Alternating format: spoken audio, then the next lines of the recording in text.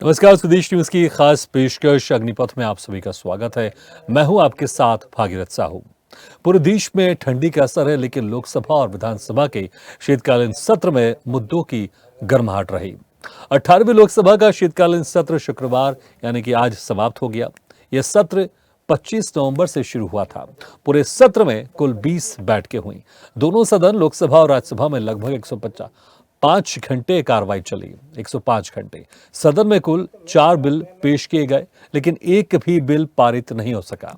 BJP का एक देश एक चुनाव का सपना भी पूरा नहीं हो पाया। फिलहाल एक देश एक चुनाव के लिए पेश हुए बिल को समीक्षा के लिए 39 सदस्यीय ज्वाइंट पार्लियामेंट्री कमेटी जेपीसी के पास भेजा गया। अब अगले सत्र में जेपीसी अपनी रिपोर्ट पेश करेगी। इसके अलावा पूरे सत्र में विपक्ष की तरफ से कई मुद्दे उठाए गए। पहले अडानी के मुद्दे पर हंगामा हुआ, फिर विपक्षी सांसदों ने मणिपुर और किसानों का मुद्दा भी उठाया। लेकिन सत्र के आखिरी दिनों में अंबेडकर मुद्दे पर जमकर हंगामा हुआ। तो 19 दिसंबर को तो सांसदों में धक्का मुक्की तक हो गई, जिसमें 2 बीजेपी सांसद घायल हो गए और राहुल गांधी पर एफआईआर हो गई। तो वहीं मध्य प्रदेश और छत्तीसगढ़ विधानसभा का शीतकालीन सत्र भी 16 दिसंबर से शुरू होकर 20 दिसंबर को खत्म हो गया।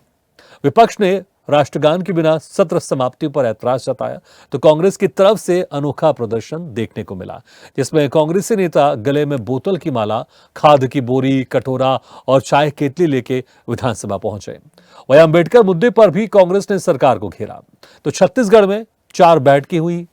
18 दिसंबर को गुरु घासीदास की जयंती के अवसर पर अवकाश घोषित किया गया था।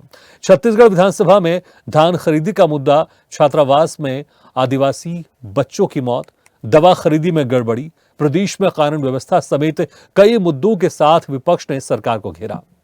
अब लोकसभा और मध्य प्रदेश छत्तीसगढ़ का विधानसभा का शीतकालीन सत्र समाप्त हो गया है, लेकिन मुद्दे अभी भी गर्म हैं। तो आज हम इसी खास मुद्दे पर करेंगे चर्चा।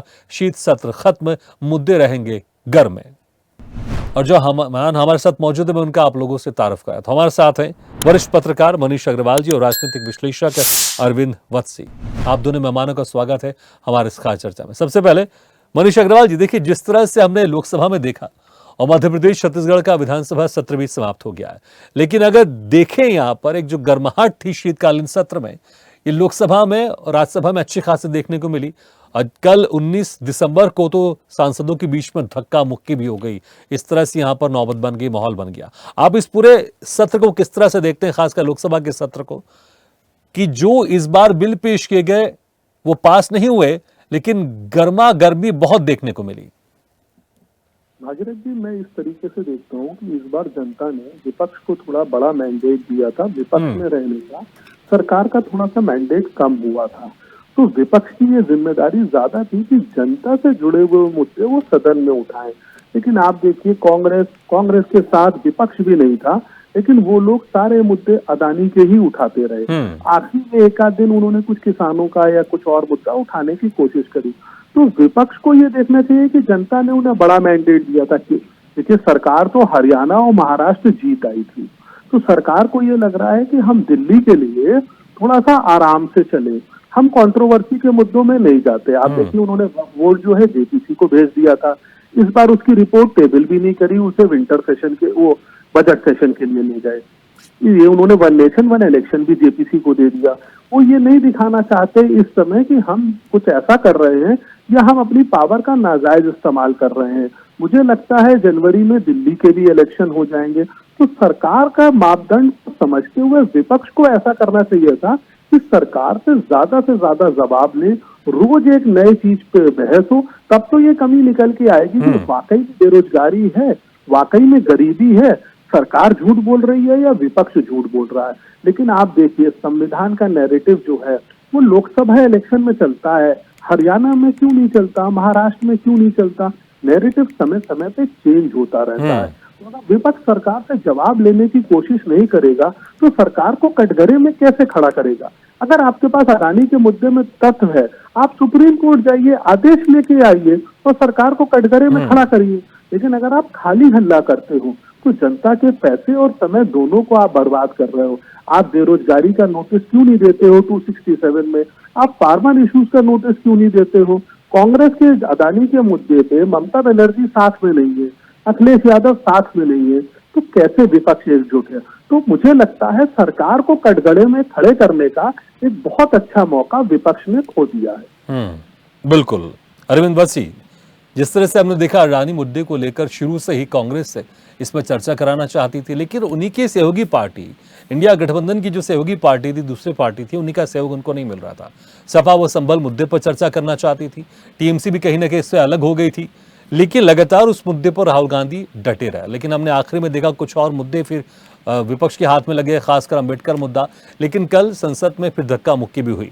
आप कैसे देखते हैं इस पूरे शीतकालीन सत्र को? मैं शुरुआत करूंगा ये कह के कि दुखद है जो हमारे को देखना पड़ रहा है पार्लियामेंट का आउटकम। होना ये चाहिए था सत्ता पक्ष और विपक्ष दोनों देश के लिए बात करें, प्रगति की राह बने और भारत और देश को आगे लेके जाए। बट ऐसा दिख नहीं रहा है। एक राजनीतिक खेल, अखाड़ा बदल गया है, चुनावी सरगर्मी से हटके वो पार्लियामेंट आ गया है, लेकिन मुद्दे वही हैं और आपस में लड़ रहे हैं। अब आप ये देखिए कि कितने परसेंट यूटिलिटी बैठकें हुई और आउटपुट आया। लोकसभा 54% और राज्यसभा 41%। ये बहुत कम प्रतिशत है किसी भी देश में सही मायने में बातचीत करके कार्य करने के लिए। ये कम से कम 66% पार होना चाहिए था दोनों सदनों में, ऐसा नहीं हुआ। मुद्दे क्या हैं? अडानी, जो पिछले कई चुनावों में, Lok Sabha as well as assembly चुनावों में वो बोला जा रहा है, आज तक किसी भी तरीके की कोई बात सामने नहीं आ पा रही है प्रूव करने की। मैं ये नहीं कहूंगा कि ऑपोजिशन के पास राइट नहीं है मुद्दे उठाने का, पूरा राइट है, वो उठाए, लेकिन तथ्यों के साथ उठाए, उनके कुछ सबूत दे। और जैसे अभी दूसरे वक्ता बोल रहे थे, कोर्ट में जाए, कोर्ट से ऑर्डर लेकर आए और उसके बाद जाके सरकार को घेरे। लेकिन ऐसा तो नहीं हो रहा। हो ये रहा है कि बस पार्लियामेंट नहीं चलने देनी, सिर्फ इस वजह से कि मेरी बात सुनो, मेरी बात सुनो से देश नहीं चलते। भले सरकार हो, भले विपक्ष हो, दोनों को ये देखना पड़ेगा कि मुद्दे भी उठाने हैं, बहस भी होनी है। और जो सबसे बड़ी बात है, जो कल हुआ धक्का मुक्की और उसमें चोट लगी एक वरिष्ठ सांसद को, क्या वो शोभा देता है? अब विपक्ष ये कह रहा है कि हमारे पास रास्ता नहीं था, और स्टेट जो वीडियोस दिखाई जा रही हैं टीवी में, वो ये दिखा रही हैं कि पूरा रास्ता बना हुआ था, सिर्फ टकरार करनी थी, शायद इसलिए ऐसा करा। मैं टेलीविजन के बाहर बैठ के तो शायद ही वर्ड यूज करूंगा, डायरेक्टली नहीं बोल सकता हूँ, क्योंकि जो दिखाया गया उसके तहत मैं बोलूं तो रियली में रास्ता था। और रही बात इसकी कि जो वन नेशन वन इलेक्शन की बात हो रही थी, वो भी आधा ही डिस्कस हो पाया। अब वो कमेटी में चला गया है और फिलहाल अगले सत्र के लास्ट वीक के फर्स्ट वर्किंग डे पे उसकी रिपोर्ट देनी है। तो क्या ये तरीका है पार्लियामेंट में डिस्कशन करने का और रिजल्ट निकालने का? कई बार ऐसा लगता है कि हम लोग आपस में ही भटक रहे हैं, रिजल्टेंट कुछ नहीं निकालना चाहते। ये दुखद है, इसके लिए दोनों पक्षों को सोचना पड़ेगा। बट पिछले कुछ समय के हालात देख के मैं कहूंगा कि विपक्ष को ज्यादा सोचना पड़ेगा, जिस तरह के हालात पार्लियामेंट में बना दिए जाते हैं। बिल्कुल, वाकई सोचना चाहिए, क्योंकि जनता तो यही सोचती है कि सदन में, चाहे लोकसभा हो या विधानसभा हो, वहां पर जनता से जुड़े मुद्दे उठाए जाते हैं। लेकिन मनीष जी, आजकल ऐसा लगता है, क्योंकि हम पहले अक्सर एक लाइन सुनते थे, ये राजनेता लोग ही बोलते थे, पार्टी लोग बोलते हैं कि हम सदन से लेकर सड़कों तक हम प्रदर्शन करेंगे, इस मुद्दे को उठाएंगे। लेकिन मुझे ऐसा लगता है अब सदन, जो सड़क में प्रदर्शन होना चाहिए, अब उसका एक जरिया बन गया है। उसी तरह के पोस्टर लहराए जाते हैं, उसी तरह के वहां पर प्रदर्शन होते हैं, जो प्रदर्शन विपक्षी पार्टी या कोई भी पार्टी सड़क में कर सकती है, किसी भी तरह का पोस्टर लेके जा सकती है। लेकिन जहां चर्चा होनी चाहिए, वहां पर भी ऐसा लगता है कि आप सिर्फ जो पार्टियां हैं वो प्रदर्शन करने के बारे में सोचते हैं, क्योंकि पूरी मीडिया वहां पर उस वक्त रहती है एकजुट, किस तरह से वहां पर अपने वोटर्स को हम उसके जरिए मैसेज भेज सके। शायद यही सोचते होंगे, मुझे ऐसा लगता है, क्योंकि अगर चर्चा होनी होती तो उसके तरीके बहुत सारे होते। ऐसा लगता है शायद विपक्ष भी नहीं चाहता चर्चा हो, या सत्ता पक्ष भी ज्यादा नहीं चाहती कि चर्चा हो। जो जरूरी बिल होते उसे कैसे भी किसी तरह से पास कराना चाहती है। जी, आप बिल्कुल ठीक कह रहे हैं, लेकिन अगर आप संसद के बाहर प्रदर्शन करते हैं तो आपके पास जनता होनी चाहिए उस प्रदर्शन में, उस मुद्दों के साथ खड़े रहने के लिए। जब आप लोकसभा या राज्यसभा में प्रदर्शन करते हैं तो आपकी पार्टी के चुने हुए सांसद ही आपके संग खड़े रहते हैं ना, तो ये पता नहीं चलता कि क्या ये प्रदर्शन जनता का है या आपका व्यक्तिगत है। जब आप सड़कों पे प्रदर्शन करते हैं और वहां पे जन सैलाब आपके साथ आता है तो लोगों को पता चलता है कि हाँ, इस मुद्दे से जनता आंदोलित है। तो जो भी सरकार सत्ता में होती है वो मजबूर हो जाती है उसका जवाब देने के लिए। अगर आपको सड़क पे जवाब नहीं दे सकती तो मीडिया के माध्यम से जवाब देती है, अखबारों में लेख लिखवाती है, क्योंकि उसको भी जनता से वोट चाहिए। लेकिन आप जब पर्सनल वेंडेटा में कोई मुद्दे उठाते हैं और सदन में उसकी मांग करते हैं तो वो भी सदन में रिजेक्ट कर देते हैं। लेकिन आज सरकार के पास पूरा तंत्र है अपनी बात रखने के लिए। अब सदन खत्म हो गया, अब विपक्ष कहाँ प्रदर्शन करेगा? लेकिन सरकार के पास पूरी मशीनरी है, सरकार के मंत्रियों के प्रोग्राम होंगे, सरकार के बहुत से प्रोग्राम होंगे जहां पे सरकार अपनी बातों को बोलेगी और जनता तक पहुंचाएगी। विपक्ष के पास वो अपॉर्चुनिटी नहीं है, तो विपक्ष के पास सदन की जो अपॉर्चुनिटी थी वो विपक्ष ने खो दी। अगर आप देखिए तो जब भारत में इमरजेंसी लगाई गई थी तो जेपी जी का जो आंदोलन चल रहा था ना, उसके जन सैलाब को देख के इंदिरा गांधी जी परेशान हुई थी कि क्या हो रहा है। पहले मीडिया इतना नहीं होता था, लेकिन प्रदर्शन एक माध्यम होता था जो चुनी हुई सरकारों को गिरा देता था, मजबूर कर देता था जनता की बात का जवाब देने के लिए। लेकिन आज उसे व्यक्तिगत राज्यसभा और लोकसभा के अंदर का प्रदर्शन बना दिया गया है, जहाँ आप बिल्कुल कन्फर्स में हो, पुलिस की सुरक्षा में हो, तुरंत एयर कंडीशनर में जाते हो, गाड़ी से उतरते हो, खाना खाते हो। आप जनता के मुद्दों से दूर होते जा रहे हो। जब आप सड़क पे निकलोगे तब आप जनता की समस्याएं जानोगे। पहले आपको अपना मुद्दा जो है पब्लिक से एंडोर्स कराना पड़ेगा। आप देखिए, जनता ने कहीं पे अदानी के मुद्दे पे प्रदर्शन करा, पूरे भारत में कहीं ये सुनने को मिला कि जनता प्रदर्शन कर रही है। शेयर मार्केट एक दिन रिएक्ट करता है, अगले दिन फिर वापस आ जाता है। इसका मतलब वो मुद्दा ना देश एब्जॉर्ब कर रहा है ना दुनिया एब्जॉर्ब कर रही है। आप फिर भी उसको अगर लेके चलने की कोशिश कर रहे हो तो ये आपको देखना पड़ेगा कि आप कैसे उसको लेके चलने की कोशिश कर रहे हो। आप बांग्लादेशी हिंदुओं का मुद्दा नहीं उठाते। प्रियंका गांधी जी पैलेस्टीन का बैग लेके आती है तो वो क्या वहाँ एक शो हो रहा है? आप क्या मैसेज देना चाह रहे हो जनता को कि आप उनके साथ हो, आप हिंदुओं के साथ नहीं हो? इसी वजह से ये मुश्किल है। बाहर जब ये प्रदर्शन करेंगे ना तो विपक्ष को एकजुट होकर खड़े रहना पड़ेगा, जो विपक्ष है नहीं। आप देखिए दिल्ली के चुनाव में क्या विपक्ष एकजुट है? आप अलग अलग लड़ रहे हो। आप लोकसभा एक साथ लड़ते हो, विधानसभा अलग अलग लड़ते हो, तो पब्लिक को आप क्या मैसेज देना चाहते हो कि जब हमें केंद्र की सरकार की सत्ता चाहिए थी तो हम एक साथ हैं, अब वो सत्ता नहीं मिली तो हमारे रास्ते फिर अलग अलग है, कल को फिर सत्ता की बात आएगी तो हम एक साथ हो जाएंगे। आजकल की पब्लिक सोशल मीडिया के माध्यमों से, आप जैसे चैनलों के माध्यम से उन इश्यूज को प्रॉस एंड कॉन्स दोनों की तरह समझती है। ऐसा नहीं है कि जनता को एक ही पहलू दिखता है। जनता के पास आज सोशल मीडिया, जनता सारे पहलू देखती है। जनता ये देखती है कि ये जो लोग बोल रहे हैं क्या ये वाकई में सही है या नहीं है। लेकिन प्लेकार्ड लेके संसद भवन में अगर प्रदर्शनों से सरकारें बदलती तो मुझे लगता है देश में लोकतंत्र ऐसे न चल रहा होता जैसे आज चल रहा होता है। भाजपा भी राम मंदिर का मुद्दा जो है जमीन लेके चली थी। लोकसभा विधानसभा में उठाने वाले ये मुद्दे थोड़ी हैं। आप बेरोजगारी का डेटा नहीं मांग रहे हो सरकार से, डेटा तो मांगो कम से कम वहां बहस करके कि आपका ये पॉइंट प्रूव। बिल्कुल बिल्कुल, आपके पास एक बड़ा प्लेटफॉर्म है, वहां पर आप सरकार से आंकड़े मांग सकते हैं, जो कि बिल्कुल ऑन रिकॉर्ड होता है और सारी चीजें रिकॉर्ड भी, एक एक शब्द इसमें रिकॉर्ड होता है। उसके बावजूद अगर इस तरह की कुछ मुद्दे उठाए जाएं जो कि जनता भी उसमें सपोर्ट नहीं करी, तो मुझे लगता है वाकई विपक्ष को सोचना होगा। अरविंद जी देखिए, जिस तरह से मनीष जी कह रहे थे अडानी का मुद्दा, ठीक है, विपक्ष के एक जो भी उसकी लगता है जिस मुद्दे को उठाना वो उठा सकती है, लेकिन कुछ मुद्दे ऐसे लगते हैं कि जैसे कि उसका असर नहीं है, सिर्फ मीडिया का आपको एक खींचना है, ध्यान आकर्षण करना है, और ध्यान आकर्षण के जरिए जो आप संसद में कर सकते हैं वो तो नहीं कर रहे हैं। देखिए जिस तरह से उपराष्ट्रपति जगदीप धनखड़ के खिलाफ अविश्वास प्रस्ताव लेकर आए, जानती थी विपक्ष कि यह प्रस्ताव गिरना जरूर है, लेकिन एक माहौल बनाने के लिए पता नहीं क्या अपने वोटर्स को बताना चाहती हैं, लेकिन इससे संसद की जो प्रक्रिया है या संसद में जो आप कर सकते हैं, जिस तरह से मनीष जी कह रहे थे कि विपक्ष के पास अपनी बात कहने बोलने का जो एकमात्र साधन होता है सरकारी तौर पर वो सदन ही है, लेकिन उसका इस्तेमाल नहीं किया जा रहा है। बिल्कुल सही बात आई है। ऑपोजिशन का जो सबसे बड़ा सोर्स है बोलने के लिए वो पार्लियामेंट है, जहां से पूरे देश और विदेश तक न्यूज निकल के जाएगी, क्या बोला जा रहा है, क्या एग्री करा जा रहा है। ये नहीं हो रहा। मुद्दे क्या बोले जा रहे हैं, पैलेस्टीन का बैग दिखाया जा रहा है, शायद मीडिया भी इसकी फोटो खींचने में बहुत आगे रहा है। जॉर्ज सोरोस का एजेंडा ऐसा लगता है कि वो कोई भी एक पर्टिकुलर पॉलिटिकल पार्टी चला रही है, जहां जहां जहां जैसा भी वो बोलते हैं उसी तरीके की स्टेटमेंट पार्लियामेंट में आ जाती है।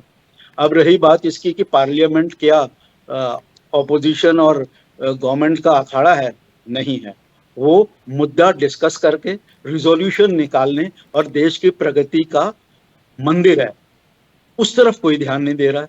सब अपनी अपनी बात कर रहे हैं और जैसे ही पार्लियामेंट के बाहर निकलते हैं सारे ऑपोजिशन की political parties, so called INDI alliance जो है वो बिखरा हुआ नजर आता है। तो वो क्या बोलना चाहते हैं पब्लिक को समझ में आ रहा है। ये अनफॉर्चुनेट है कि पब्लिक को इस तरह के ग्रुप्स को झेलना पड़ता है। हरियाणा का रिजल्ट, महाराष्ट्र का रिजल्ट सामने आया और यहाँ तक कि झारखंड का भी रिजल्ट आया। ठीक है, उसमें ऑपोजिशन की जीत हुई है, लेकिन जो दो बड़े राज्य थे वहां पर जिस तरीके से रूलिंग गवर्नमेंट जीती है, उसके बावजूद भी यदि नहीं समझना चाहता इंडिया अलायंस, तो ये दुखद है, भारत की प्रगति में बाधक है। और मैं तो फिर रिपीट करूंगा कि अनफॉर्चुनेटली ये जॉर्ज सोरोस का ही एजेंडा चल रहा है। वो एक सोर्स है यूएस से भारत की प्रगति पे अंकुश लगाने के लिए, भले वो पड़ोस में बांग्लादेश हो, भले वो श्रीलंका हो, कहीं ना कहीं की इंटेंट रहती है वहां के थ्रू भारत पे आघात करने की। और जिस चीज को सरकार को रोकना है और ऑपोजिशन को साथ नहीं देना है, लेकिन यहाँ पे ऑपोजिशन पूरी तरीके से साथ खड़ा दिखता है उस आदमी के जो देश हित में नहीं है। तो इस वजह से आपको ये सब देखने को मिल रहा है।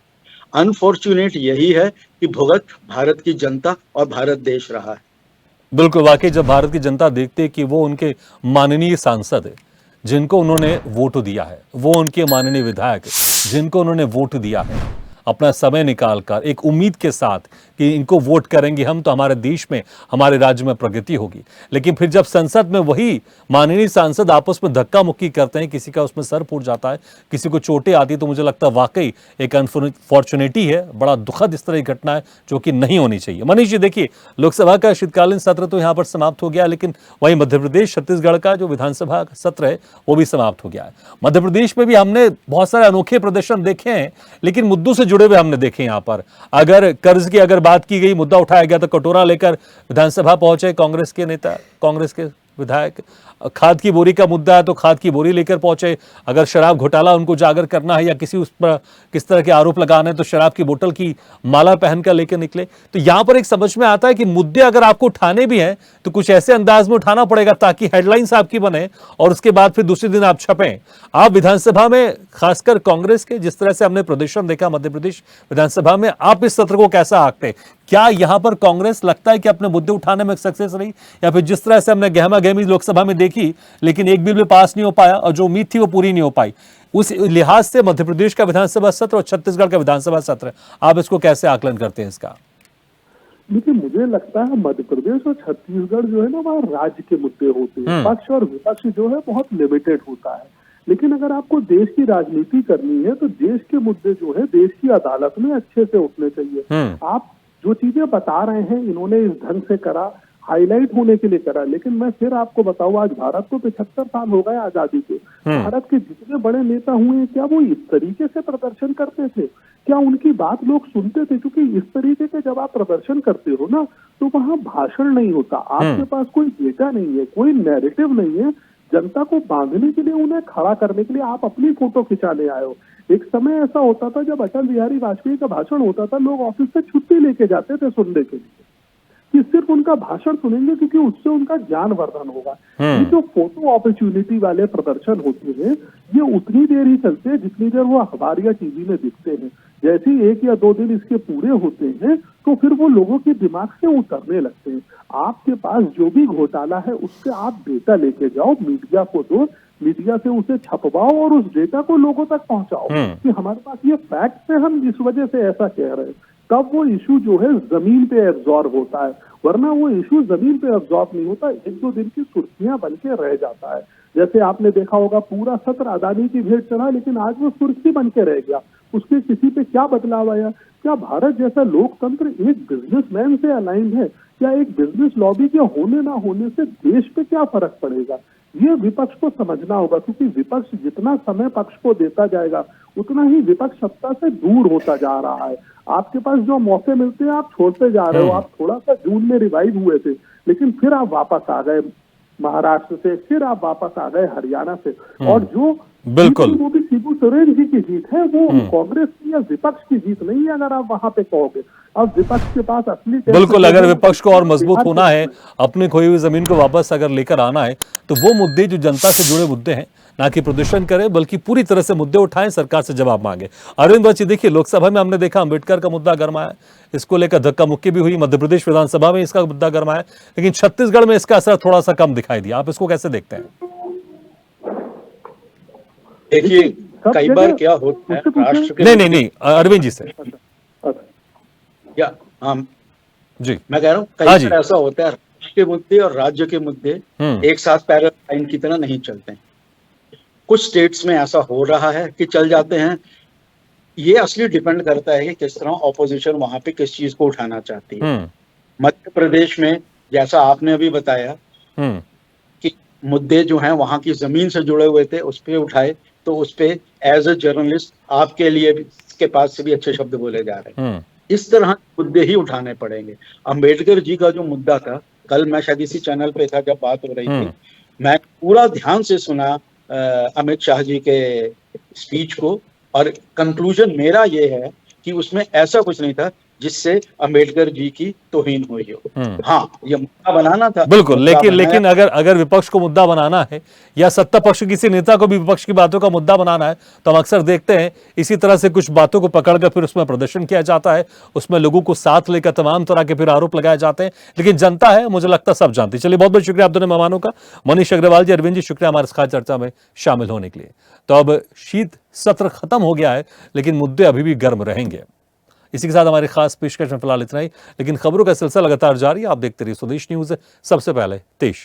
ऐसे ही वीडियो के लिए लाइक करें, शेयर करें, फॉलो करें और यूट्यूब पर जाकर सब्सक्राइब करें और बेल आइकन को दबाना ना भूलें। और ताजा तरीन अपडेट के लिए स्वदेशलाइव.com पर जरूर जाएं।